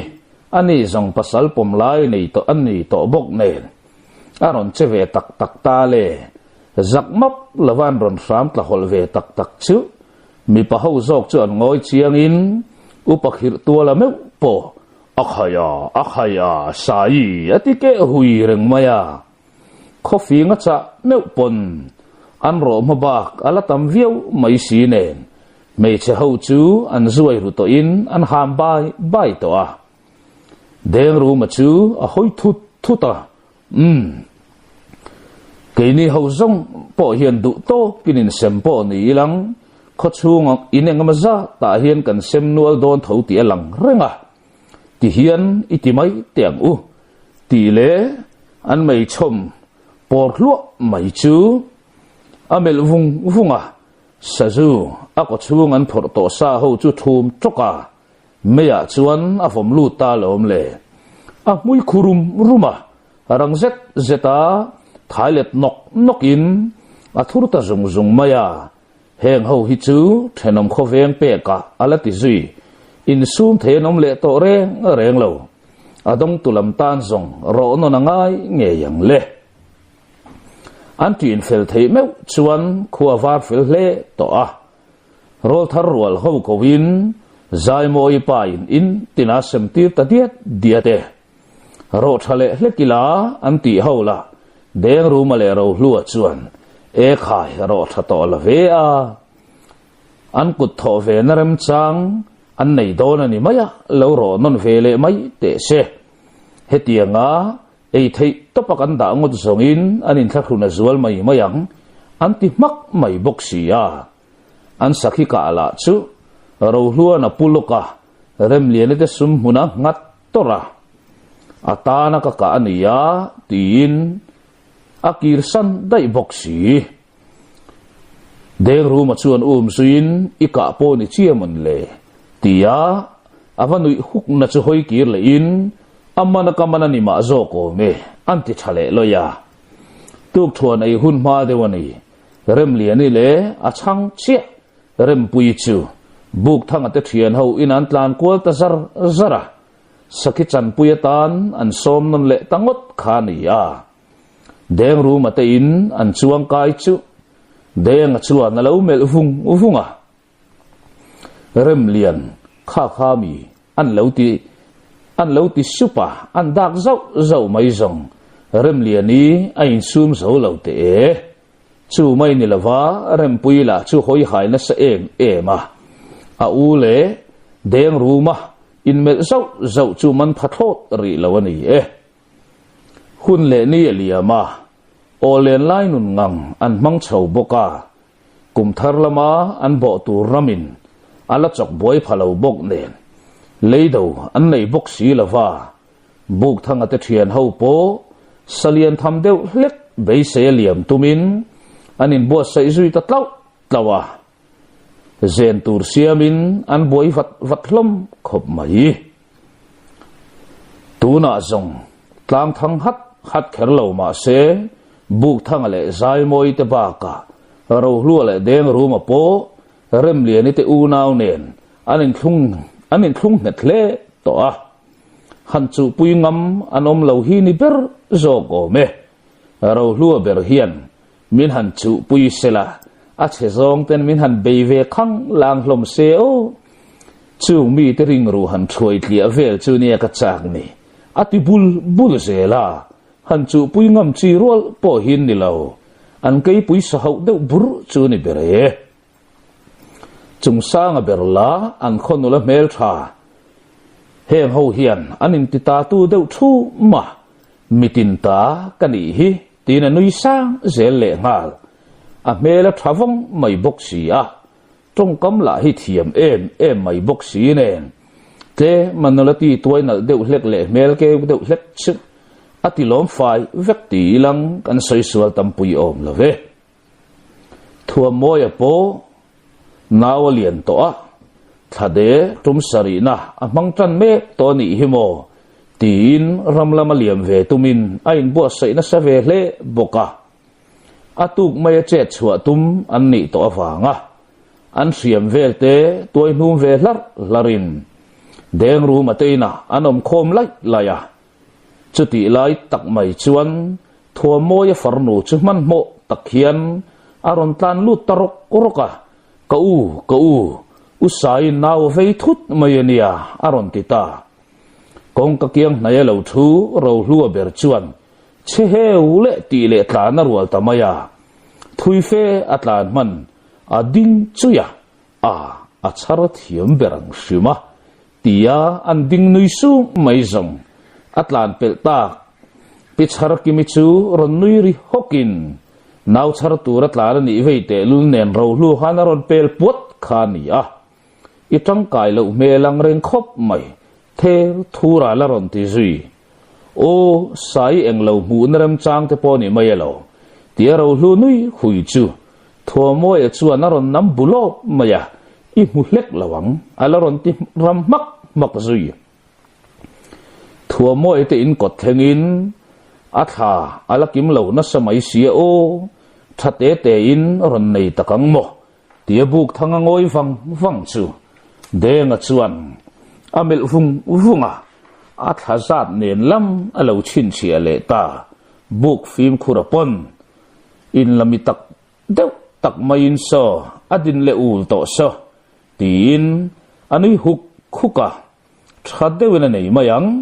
sajusa a ei tha e maya an no te pon ron chua chak ve to ni ber chumo a har mai mayang chu o zong sa ei chu akhum zakina nia karin ni ani zong lo ngai rang ro ka sai sual mi lawang ta chak ming thang cherang ming thang ala ni nge yang ati lain in chung lama tang chuan ongek ti thoma ron chua ka a thimi alo mole tia ro hluan ding hloi mai zong va mol thei tak tin deng ru ma chuan alo khak ve khang lang le ngal lian veli zai moi le zon te te chu rang tak mai atlan lut ngalin oi mi pa le ngal ka du re ulu tuk tin an ri ngal che chu la heti lai hian ram le ni te u nau man mo takaron tlan thleng ve in an lut ve tur chu chung sang a chuan a au zui lu nga alu ve thei to em pichari kha han zot te u kha yan ti vei lu nga naw char thiam pichari po nuisa nga thuin khala kimchi alo ma se khade tum sari achiar na ani a ngai to mani lawang kan mi mol ho chu ko lu to u ma se dim te hlep turin filngun ro u o an from an hlom na samai sia an lo from hlum de range tin sai chu mela sai pona fo pathar chu melwang in a pasal ron lut me chu lo mela anui vera deng ru ma chuan no te chu ava bi vunga avan te ro em ho tham ve chu milang kapur tham mi alawang alati zui rau lua ero in lamitak fe chunga naute chumelin lung munain siam khani ngatani o a feiro khopang nui du mi lo hian ron ti ta lom le sai le thua moi chunin mel kal rala an ka an angam to lo chiang te lu ka puilama thoma ron om ta taka khoi nge ka pasal tha faming ko ni tura man mo takalo piang chua ka chu tin lalpa ber chuan maron hruai ta lom le thua moi chu ding mar zota makti tak maya lal chumel chung hian lalpa nang ni mo alo ti hu huwa afapia nia lalmeu naw en turin aron pen thleng mai chuan abarak haina se atin ni upakhir tuala chuan sai kha i thaem tia zot zui thum du tin sai chuan ka thalu tuke kapu eng mana ka nei lo tin lo thu chuak wata dam thuai te pa ho hian som tor hi kan har se thin te mai ania tia chun zom na chu lal ro do la chuan nui pui huka ka pasal tha faming ko tur chu atu om hle mai ka ti thua manu in suit no mai lo khan a ming han sa ta che mo mal som na hlan ka du e tin oza takan chua zui va thua moi anu pikhel na wi po ran nui lui min lalpa ka tu papian nia ka in i khon bol te nen meu in ron dai lu ta nia nangin remiti ni chuan ka tu pa ming chu min sak ta che aron ti tatlat mai pikhel na wi fin zia aron lang le ta lal ro do la chu ngoi vunga pasal tha fa em ming sak chu ka phu lo viau asin le ani o chung sanga pu melo chel pui la o tin nau te sente mai chu an han bandu dua ate na samai sinen an hum bo vek dona mati mai turani nau te sente mai la central mai si chu an mel vanga buar pui khomwan tu ni in lo seilian la khonu mal som tin reng lo dongang che sale ral laka khomi pui ngen chan lo ni la i minga tan song ka ming choi tel lo chuan ka saphal ngang lo ni e raulian aniang che tin mal som na hlan zui ta upakhir to la chuan phim khur taka anu kianga note chumuti le in raulian naktu ka ratlan chang tu nang o tia biak mol chuan ruala chemte i uma mo te kha lo nge ven tha ula o an ni thian ho hi zong i sia tang kha in lam ngai sakre reng lavin ram laman liam fo thin ania ti in lian veli te chu amela lian veli te poin upakhir tuala thu chu lo buk pui ngatin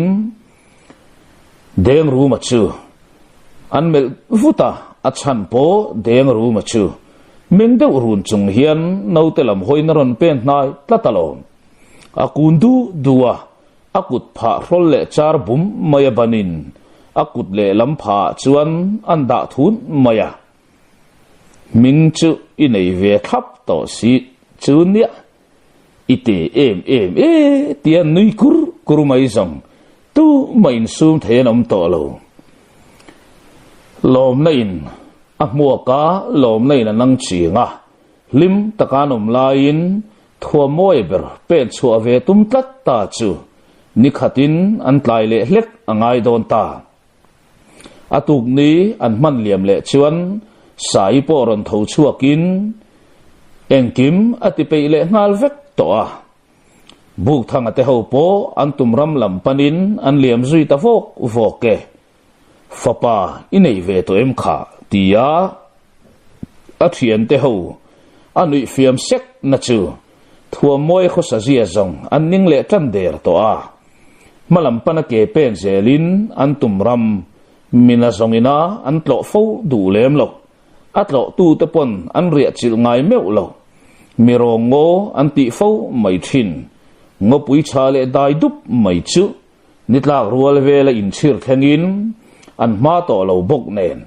han ti khamon na man om to tlat lavaniang chu mani ma zonan boy ngal mama thua moi an ei rela boy pui ngal chara chung sang ero silai ne na pen chuak le dai to a buk thang ate pathumin buk an sual mol bok chung sang pe khizong tumbu hang ratuai hang to ti mai che a ai tui zo ka om lo wanga chuan lam mai alom sa nge hi ni hang thin ni a cher deuh hlek po tumbuai chuan la hang tho kapum pai tinuam tun ni fo thin tingat khania asayang nge in an pel to mualama liam wanga rala silai puak thang thoman sia reipo anilo zong pachal atil to lian zet mai ne na ron kir le in thua moi chuan alo ban thuaya avalom omte hlo ve o kanu pui nau nei him kan penga azuang le zek mai don ani rep sen that mayang o tin anui vara chung sanga berpon atha le takanga nau pai lai pon ei tir thina lom le anei nu po athat lo na chan tur om lo re zong sa ayanga anu tering tu roliana aron ter at mai don lom saitan chuan rep nual mai ro ti noron nei zui thuaya ati thalai te chu du sak tak mai hian a hlep nga sok mai buk sual zawa vai belan pak meu chuan khua thim chol to a man mo chan tur a om lem nei nem le in ngak ril tram te ila vai min le hiu mayang o tia vai bel pakin ro hlua chuan a vai bel pak chun si pui vanga khom dan en hian a in pai thol hun vel ani tlat in pai thol tura a pen chua hun vel chiani to ni aron ti khuk peka deng ru ma chuan lompa ilo zui thin bi kem ni an lo ti hu le ngal boka an thian za hau chau mai te po hian an hlim na tok zong an mu mai zel chu ni